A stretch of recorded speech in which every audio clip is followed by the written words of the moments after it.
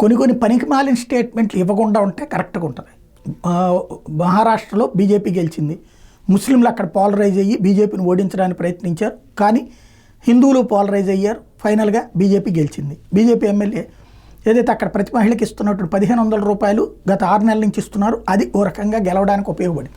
కాబట్టి ఇప్పుడు ఆయన ఏం మాట్లాడతాడంటే ముస్లింలు మనకు ఓటేలేదు, ఈవెన్ పథకాలు పొందినటువంటి మహిళలు కొంతమంది ముస్లింలని మీడియా అడిగినప్పుడు కూడా అవును పథకం వచ్చిన మాట మాకు వాస్తవమే, గ్యాస్ వచ్చిన మాట వాస్తవమే, డబ్బులు వచ్చిన మాట వాస్తవమే, రైతులకు సంబంధించి కేంద్ర ప్రభుత్వం ఇచ్చిన పథకం వాస్తవమే, ఇల్లు ఇచ్చిన మాట వాస్తవమే, కానీ మేము మాత్రం బీజేపీకి ఓటేయం ఎందుకంటే మా మత పెద్దలు చెప్పారని చెప్పారు. కాబట్టి అట్లాంటి వాళ్ళకి ఆ పథకాలు ఇవ్వద్దు అంటూ ఓ స్టేట్మెంట్. దీనివల్ల ఏమైనా ఒరిగేది ఉందా? ఎట్లాగూ రాజ్యాంగం ప్రకారం ఈ దేశంలో ఏ మతం వాడైనా సరే ఈ మతం వాడైనా వివక్ష చూపెట్టడానికి ఉండదు. ఆ మొక్క మాట్లాడితే అది ఒక క్రైమ్ అవుతుంది. అనవసరమైనటువంటి ఎట్టాగిచ్చేది ఇస్తారు, కానీ ఇదిగో చూసారా బీజేపీ వాళ్ళు మీకు ఇవ్వద్దని చెప్తుంటే మేము ఆపేమని రేపు పొద్దున ఇంకో పార్టీ వాడు మాట్లాడడానికి ఉపయోగపడుతుంది. ఎందుకు ఇట్లాంటి స్టేట్మెంట్ ఇస్తారో అర్థం కాదు.